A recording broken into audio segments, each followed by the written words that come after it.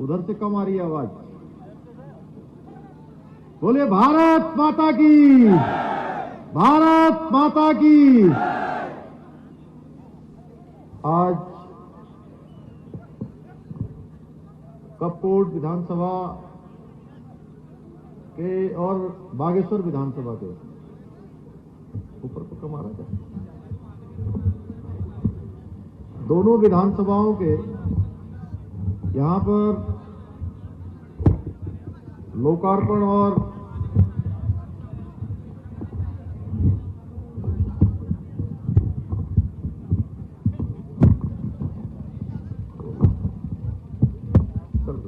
दोनों विधानसभाओं के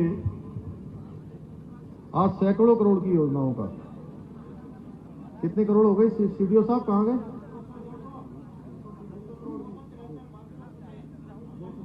273 करोड़ की योजनाओं के शिलान्यास और लोकार्पण के इस अवसर पर यहां पर उपस्थित इस क्षेत्र के लोकप्रिय विधायक जो लगातार आपकी समस्याओं के लिए, आपकी वकालत के लिए जो जोरदार पैरवी करते हैं, ऐसे आदरणीय बलवंत सिंह भौर्याल जी, और आज मेरे साथ इस कार्यक्रम में उपस्थित उत्तराखंड सरकार के हमारे सबसे सीनियर मिनिस्टर, जो हमारे मार्गदर्शक भी हैं, युवा भी हैं,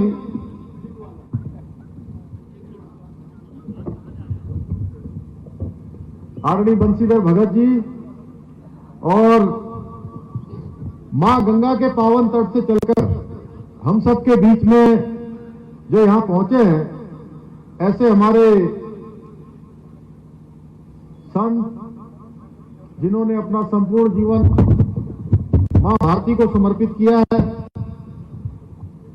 आदरणीय स्वामी यतीश्वरानंद जी, मंच पर विराजमान हमारे बागेश्वर क्षेत्र के लोकप्रिय विधायक जो लगातार इस क्षेत्र की समस्याओं के लिए बहुत जुझारू तरीके से काम करते हैं, आदरणीय चंदन राम जी,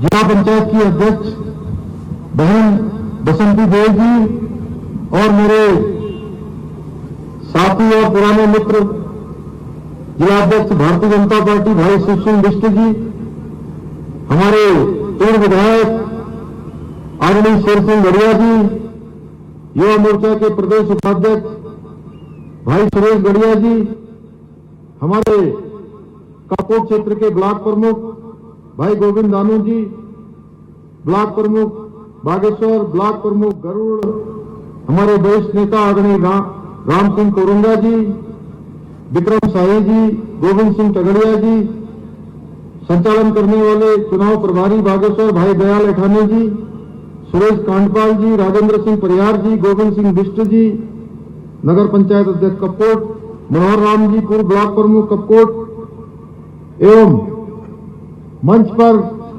उपस्थित भारतीय जनता पार्टी के सभी हमारे वरिष्ठ पदाधिकारीगण, सभी नेतागण, और इस आज के इस सभा में दूर दूर से आए हुए सभी मेरी माताएं, बहनें, बड़े बुजुर्ग, उपस्थित मेरे नौजवान साथियों, पत्रकार मित्रों, छायाकार बंधुओं, मैं सबसे पहले तो इतनी विशाल संख्या में हमें आशीर्वाद देने के लिए आई हुई सभी देवतुल्य जनता का मैं हार्दिक अभिनंदन करता हूं,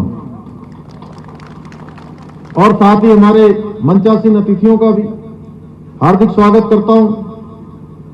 आज मुख्य सेवक के रूप में आज इस मैदान पर आकर, इस कपकोट की ऐतिहासिक भूमि में आकर, जहां मैं एक ओर स्वयं को गौरवान्वित महसूस कर रहा हूं, वहीं दूसरी ओर आप सभी का प्रेम देखकर भाव विभोर हूं, मैं भावुक हो रहा हूं, क्योंकि इस भराड़ी से, कपकोट से, लीती, सामा, आसपास के सभी क्षेत्रों से मेरा बहुत नजदीक का संबंध रहा है। कभी लीती और सामा का जब हॉस्पिटल बन रहा था, मैं उसके शिलान्यास के अवसर पर भी यहां आया था। आज मैं आप सबको इतनी बड़ी संख्या में देखकर मैं आपको बार बार जितने गर्मजोशी से आप लोगों ने अंदर आते हुए मेरा और आदरणीय भगत जी का, आदरणीय स्वामी जी का स्वागत एवं अभिनंदन किया है, मैं भी हृदय की गहराइयों से शीश झुकाकर दोनों हाथ जोड़कर आप सबका अभिनंदन करना चाहता हूं। हमारी सरकार उत्तराखंड के प्रत्येक क्षेत्र के विकास के लिए काम कर रही है। हम प्रतिबद्ध हैं, संकल्पबद्ध हैं। मुख्य सेवक के रूप में मुझे ज्यादा समय नहीं मिल पाया। जितना समय मिला है मैंने उसका एक एक पल और एक एक क्षण अपने उत्तराखंड के 1.25 करोड़ भाई बहनों को समर्पित किया है, उत्तराखंड की जनता को समर्पित किया है। हम लगातार ऐसे फैसले ले रहे हैं जिनसे राज्य की प्रगति को सुनिश्चित किया जा सके, राज्य के विकास को आगे बढ़ाया जा सके, राज्य को हिंदुस्तान का अग्रणी राज्य बनाने के लिए उसको कतार में खड़ा किया जा सके। प्रदेश सरकार के एक एक ब्लॉक और एक एक गांव के विकास का प्रण लेकर हम चल रहे हैं और आदरणीय मोदी जी के नेतृत्व में हम लगातार इस दिशा में आगे बढ़ रहे हैं। केंद्र में और राज्य में जो डबल इंजन की सरकार है उसने पिछले 5 वर्षों में पूरे उत्तराखंड के लिए 1 लाख करोड़ की योजनाओं की स्वीकृति प्रदान की है, जिनसे पहाड़ के लोगों के जीवन में भी अभूतपूर्व बदलाव आया है। आज मोदी जी के नेतृत्व में हम निरंतर प्रगति की ओर आगे बढ़ रहे हैं। हम लगातार, हमारा प्रयास है कि उत्तराखंड आने वाले समय में हिंदुस्तान का अग्रणी राज्य बने। हम सब जानते हैं कि आदरणीय प्रधानमंत्री जी उत्तराखंड के विकास को लेकर स्पष्ट विजन रखते हैं। वह केवल समय समय पर यहां की योजनाओं के बारे में, यहां के विकास के बारे में उसका स्वयं ब्यौरा लेते हैं, बल्कि मैं आपको बताऊं कि कोरोना काल में भी लगातार उत्तराखंड का कोई भी क्षेत्र हो, हर क्षेत्र के बारे में, और यहां तक कि जब जो हमारा बाबा केदार का मंदिर जहां पर पुनर्निर्माण का कार्य चल रहा था, उस पुनर्निर्माण के कार्य को माननीय प्रधानमंत्री जी स्वयं ड्रोन के सर्वे के माध्यम से उसकी समीक्षा लेते थे। उत्तराखंड का चाहे सुदूरवर्ती क्षेत्र हमारा इसी जिले का, चाहे लीती हो, सामा हो, चाहे कांडा हो, चाहे गरुड़ हो, हर क्षेत्र के बारे में जितना यहां रहने वाले लोग जितना नहीं जानते होंगे, उससे कहीं ज्यादा उनके बारे में प्रधानमंत्री जी गहराई से जानते हैं।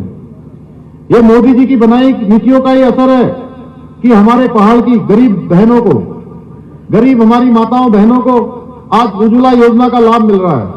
इसके साथ साथ पूरे हिंदुस्तान की नहीं बल्कि पूरी दुनिया की स्वास्थ्य के क्षेत्र में चलने वाली आयुष्मान भारत योजना, ऐसी योजना जिसने हमारे प्रत्येक भाई बहन को, प्रत्येक देशवासी को, प्रत्येक उत्तराखंड वासी को 5 लाख रुपए तक का स्वास्थ्य के क्षेत्र में 1 साल के अंदर इलाज की गारंटी सुनिश्चित की है। यह योजना देने का काम किसी ने किया है तो भारत मां के लाल नरेंद्र भाई मोदी ने किया है। कोरोना जैसी महामारी से हम आज कारगर तरीके से लड़ पाए हैं और देश की सीमाएं आज सुरक्षित हाथों में है। यह हमारी पार्टी में ही संभव है, यह भारतीय जनता पार्टी में ही संभव है कि एक सामान्य परिवार में जन्मा व्यक्ति सर्वोच्च पद तक पहुंच सकता है। इसका उदाहरण हमारे देश के यशस्वी प्रधानमंत्री नरेंद्र मोदी जी हैं। अन्य पार्टियों में पहले से तय होता है कि वो आजीवन अध्यक्ष रहेंगे, आजीवन अध्यक्ष रहेंगे, और अध्यक्ष कौन होगा ये पहले से तय होता है। जैसे सोनिया गांधी पहले से तय है कि वो हमेशा अध्यक्ष रहेंगी। राहुल गांधी के बारे में तय है कि वो पहले से ही अध्यक्ष रहेंगे। एक अध्यक्ष रहेंगे, एक कार्यकारी अध्यक्ष रहेंगे, एक सुपर अध्यक्ष रहेंगे। प्रियंका जी भी तय है। उनके बाद ये भी तय है जो प्रियंका जी के बच्चे हैं रेहान, और वो भी जो है कुछ न कुछ अध्यक्ष वगैरह रहेंगे। हमारी पार्टी में कुछ तय नहीं होता है कि एक बूथ का पोस्टर लगाने वाला कार्यकर्ता भी कब पोस्टर लगाते लगाते पार्टी का राष्ट्रीय अध्यक्ष बन जाएगा। हमारी पार्टी परिवारवाद के आधार पर नहीं चलती है, व्यक्तिवाद के आधार पर नहीं चलती है। यह लोकतांत्रिक तरीके से चलने वाली पार्टी है। और इसके उदाहरण के रूप में बहुत सारे लोग आप सबके सामने, मैं भी आज मुख्य सेवक के रूप में हूं, एक सैनिक का बेटा हूं। मैं सच बताऊं तो मुझे बिल्कुल पता नहीं था कि मुझे मुख्य सेवक की जिम्मेदारी दी जा रही है। मुख्य सेवक की जिम्मेदारी दी जाने वाली है। हमारी पार्टी में इतना विश्वास होता है, ऊपर वालों को भी और जिसको जिम्मेदारी दी जाती है उसको भी, कि उसको बताया भी नहीं जाता है कि उसको कौन सी जिम्मेदारी दी जा रही है, लेकिन जिसको जो जिम्मेदारी दी जाती है वो पूरे प्राणों प्रण के साथ करता है। भाइयों बहनों, कपकोट का ये हमारा क्षेत्र आज विकास की नई राह पर आगे बढ़ रहा है। बहुत सारी योजनाएं, आज 273 करोड़ की योजनाओं का यहां पर लोकार्पण और शिलान्यास हुआ है। अभी 43 जो यहां की घोषणाएं हैं, अभी पिछले दिनों मैंने जब दानपुर महोत्सव में मैं आया था, मैंने वहां पर घोषणा करी थी, और वो सारी घोषणाओं के धीरे धीरे शासनादेश निकालने की प्रक्रिया हो रही है। इस मैदान के बारे में भी, ये मैदान के बारे में मैंने घोषणा करी थी, इसका भी 2 करोड़ रुपया जारी हो गया है। आने वाले समय में ये मैदान भी हमारा भव्य रूप लेगा। इसी प्रकार से हमने घोषणाएं मैल जतुगले घोषणा कर रखे हैं। मेरी भाषा आप थोड़ा, आप लोग पता नहीं यहां समझ रहे कि नहीं समझ रहे, मैल जतुगले यहां घोषणा कर रहे हैं। सब घोषणाओं को सपन को शासनादेश निकलल, और ये कोई कोरी घोषणा ना थी, सब जमीन पर आल, सपन को काम हो। और मैं आज अपन यहाँ जो माननीय विधायक जी छन बलवंत सिंह भौरियाल जी, ये भौरियाल जी ने लगातार ये जबले में दगड़ मिलने को ना एक का काम छे। आज यहाँ कर्मी में ये न भ्यो, आज यहाँ भराड़ी में ये न भ्यो, आज लीतिक हॉस्पिटल न बनो, आज समाज तुमल पैस न दिए, आज यहाँ रोड बनना कि ना पैस न दी। लगातार यहाँ क्षेत्र आगिल का बढ़ना, लगातार इन काम करूंगे। मैं बहुत आभारी हूं। आज इतना ज्यादा संख्या में आप सब लोग आ रहे हैं, और मैं पूरा यकीन हो गया कि उत्तराखंड में एक बार फिर से कमल खिलो, भारतीय जनता पार्टी की सरकार बनेगी।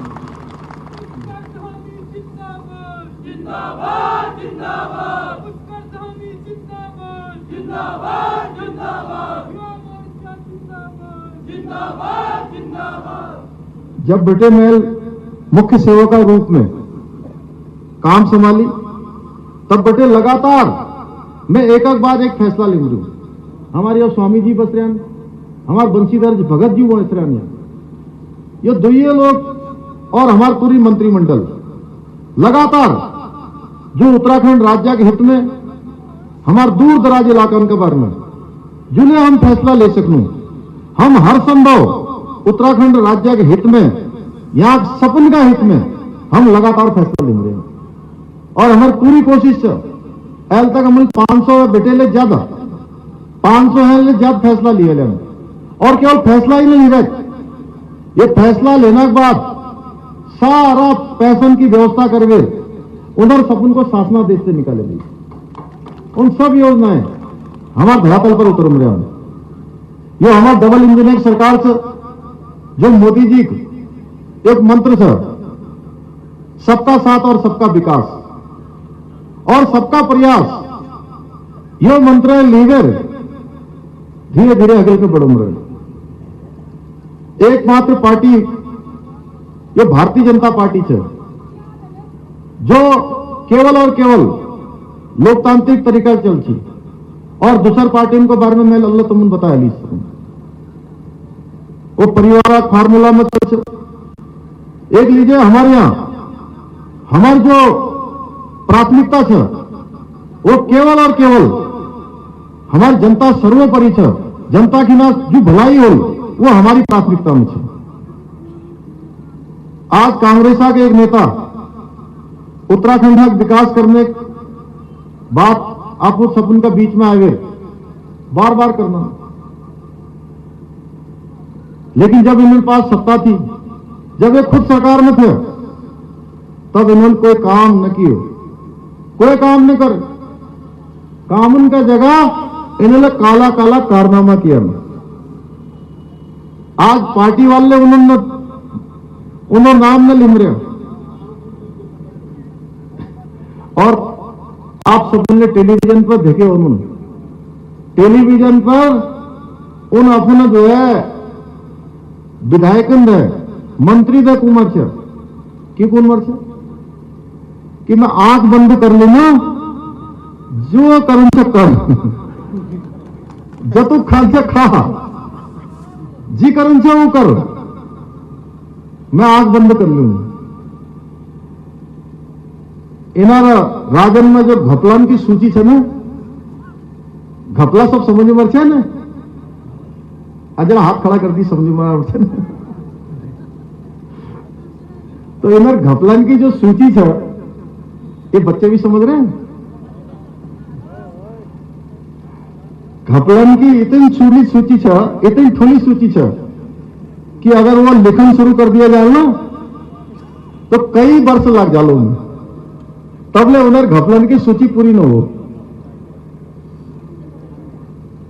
इन्हें केवल और केवल सत्ता के लोग छे, राज्य की जनता को भलाई में इन्हार काय कोई नाम दाते हैं, कोई इन्हों नाम में कोई इनर जतुगले इनर कार्यक्रम छन, उनमें जनता की भलाई कोई बात न छे। और तब मैं हंसी लू, मैं हंसी हूं छी, मैं नानो छू, तब मैं 12 में पढ़ती 1993 में, 1 सितंबर 1994 में जब गोलीकांड हुई कहां खटीमा में, उत्तराखंड आंदोलन में, आज उन्हीं नेता आज भी कुनन कि मैं उत्तराखंडियत की ना जीव मरी, मैं उत्तराखंड की राजनीति करना मरी, उत्तराखंडियत हगिल का बढ़न चाहे, उत्तराखंडियत जीवित रहना चाहे। और वो समय में जब हमारी माताएं बहनें, हमारे सब बच्चे जैसे समय में उत्तराखंड आंदोलन की ना लड़ाई कर मर, आंदोलन कर मर, गोली चलन मर, उन्हें डंडा लाठी चलन, वो समय में उन कौन से कि ये उत्तराखंड राज्य की क्या जरूरत है, उत्तराखंड राज्य की कोई जरूरत नहीं है कहते थे। और आज कहते हैं उत्तराखंडियत। उस समय उत्तराखंड राज्य का भी विरोध कर रहे थे। देवभूमि उत्तराखंड की जनता, इन्होंने पहले इनको उचित स्थान दिखाया, इस बार फिर जनता इनको सबक सिखाएगी। उत्तराखंड की आदरणीय जनता अपने स्वाभिमान को ठेस पहुंचाने वालों को कभी माफ नहीं करेगी। इन लोगों ने न तो कभी प्रदेश का सम्मान किया, न ही प्रदेश की जनता का, न तो इन्होंने देवभूमि की तीर्थ स्थलों का सम्मान किया, न ही हमारे वीर भूमि के बहादुर सैनिकों का सम्मान किया। आज जनरल रावत हमारे बीच में नहीं है। जो पहले सीडीएस थे, तीनों सेनाओं के प्रमुख जनरल रावत, उनका एक हेलीकॉप्टर दुर्घटना में निधन हो गया। पिछले कुछ सालों पहले यही कांग्रेस के नेता, यही दूसरी पार्टी के नेता कहते थे जनरल रावत गली के गुंडे हैं, चौराहे के गुंडे हैं। और आज जब वोटों की बात आ गई है तो वोटों के समय में लोगों को बेवकूफ बनाने के लिए देहरादून में रैली करते हैं और जनरल रावत का बड़ा बड़ा फोटो लगाते हैं। शर्म आनी चाहिए।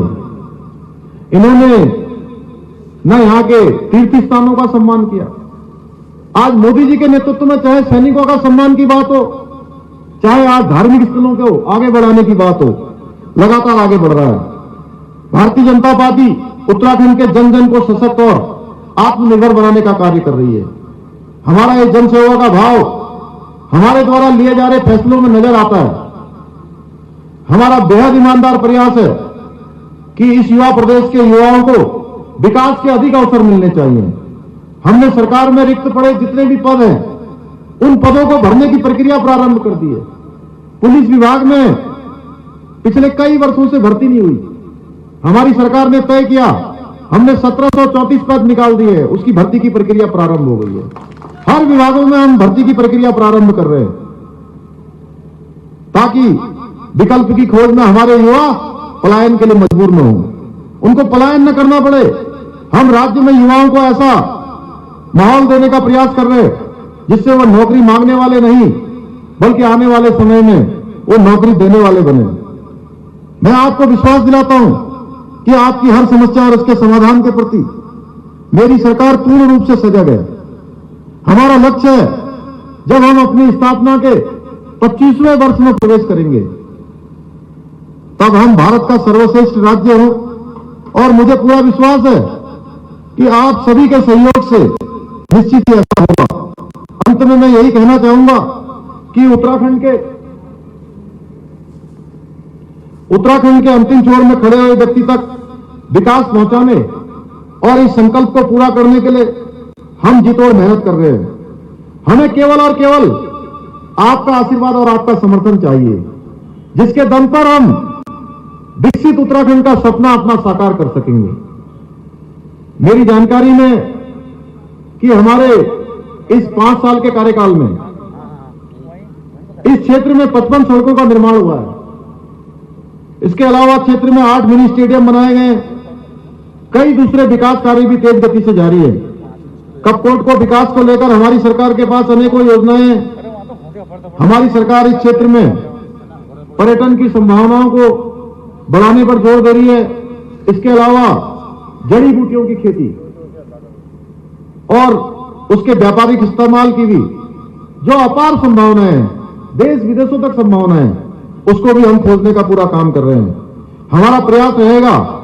पिछले दिनों मैंने दानपुर महोत्सव में भी कहा था कि हम इस क्षेत्र को जड़ी बूटी के एक बड़े केंद्र के रूप में विकसित करेंगे।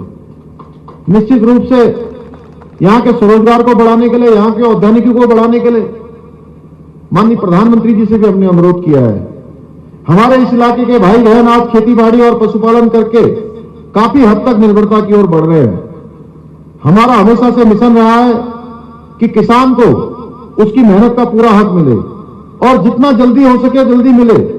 इसलिए हम माननीय प्रधानमंत्री जी की आशा अनुरूप, उनके एक विजन के अनुरूप किसानों की आय को दुगना करने का प्रयास कर रहे हैं। हमारे इस क्षेत्र में बद्री गाय और उसके दूध से बने उत्पाद आज पूरे हिंदुस्तान के अंदर ही नहीं बल्कि पूरी दुनिया के अंदर इसकी मांग बढ़ी है। लिहाजा हम इन उत्पादों और बद्री गाय पालने वाले जो भी हमारे भाई बहन हैं, उन सबके प्रोत्साहन के लिए भी हम काम कर रहे हैं। मैं इस बात से भली भांति परिचित हूं कि एक दुर्गम पहाड़ी क्षेत्र में किस प्रकार की विषम परिस्थितियां हैं। हमारे भाई बहन, हमारे यहाँ के रहने वाले किन विषम परिस्थितियों में काम करते हैं। मैं उनके सामने आने वाली सभी समस्याओं से भली भांति परिचित हूं। मैंने यहाँ की जिंदगी को नजदीक से देखा है, उसको समझा है, महसूस किया है। मैं एक सैनिक का पुत्र हूं, आप सबके पड़ोस के जिले में पैदा हुआ। यहीं से मैं आगे जो भी मैंने जीवन में जितने भी रास्तों पर गया हूं, आप सबके बीच से निकल कर गया हूं। आप सबके आशीर्वाद और आपकी शुभकामनाओं से आज मुख्य सेवक के रूप में काम करने का मौका मिला है। तो मेरा प्रयास होगा कि अपना एक एक क्षण और एक एक पल लगाकर अपने उन क्षेत्रों को भी मुख्य विकास की धारा में लाऊं जो क्षेत्र पीछे छूट गए हैं। पिछले दिनों मुख्यमंत्री परिषद की बैठक में हमने बनारस के अंदर उत्तराखंड का सबसे अच्छा जो काम आने वाले भविष्य में हो सकता है, होम स्टे को लेकर हमने वहां पर बड़ा प्रेजेंटेशन वहां पर किया है। हमारी सरकार ने होम स्टे के माध्यम से अभी तक 8000 लोगों को रोजगार से जोड़ने का काम किया है। हमारा प्रयास है कि आने वाले वर्षों में यह संख्या लाखों तक पहुंचे। इस क्षेत्र में बेहतर स्कूल हो, स्वास्थ्य सेवाओं का विस्तार हो। चूंकि अब नया जमाना है, इंटरनेट एक बड़ी जरूरत यहां पर बन गई है, इसलिए इस इलाके में इंटरनेट कनेक्टिविटी को बढ़ाने का भी काम किया जा रहा है। साथियों, आपका मुख्य सेवक होने के नाते लगातार आपकी सेवा में खुद को खपाया हुआ हूं। जितना समय भी मुझे मिला है उसका एक एक क्षण उत्तराखंड के विकास और आप लोगों के लिए मैंने समर्पित किया है। बस मुझे आप सब लोगों का आशीर्वाद चाहिए, जिससे कि हम 2025 में 2025 में उत्तराखंड को हिंदुस्तान का नंबर 1 राज्य बना सकें। और मुझे पूरा विश्वास है, मेरे कपकोट क्षेत्र की जनता, बागेश्वर क्षेत्र की जनता निश्चित रूप से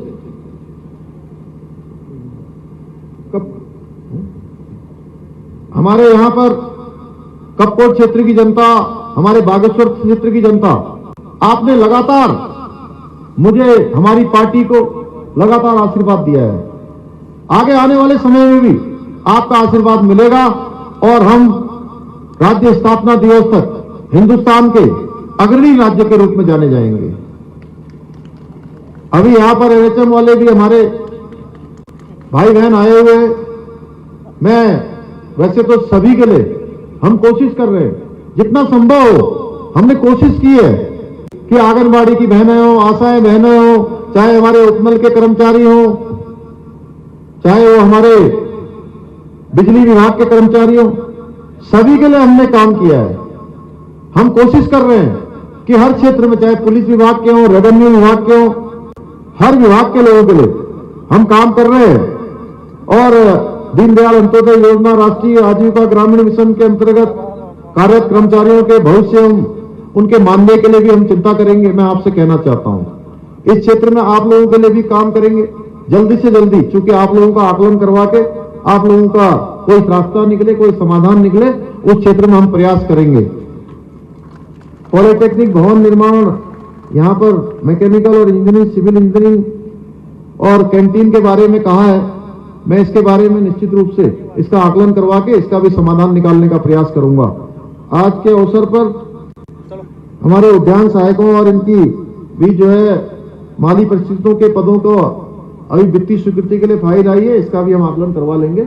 मैं आज के अवसर पर पुनः आप सभी का बहुत आभारी हूं कि आप सब लोग इतनी बड़ी संख्या में आए। और भगत जी हमारे इतने पुराने नेता हैं, स्वामी जी हमारे हरिद्वार जनपद से आए हैं। आपने देखा होगा जब से यहां पर कार्यक्रम शुरू हुआ, एक भी व्यक्ति यहां से उठकर नहीं गया।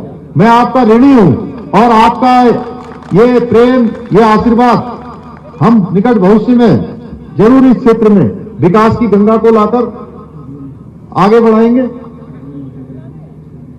मां सरयू का ये पावन तट भी है, इस क्षेत्र को मां सरयू का भी आशीर्वाद है। मां सरयू का, मां गोमती का ये संगम है, दोनों को मिलाकर ये हमारे इस क्षेत्र को आगे बढ़ाने का काम करेंगे। मैं आप सभी का बहुत बहुत धन्यवाद करते हुए अपनी वाणी को विराम देता हूं।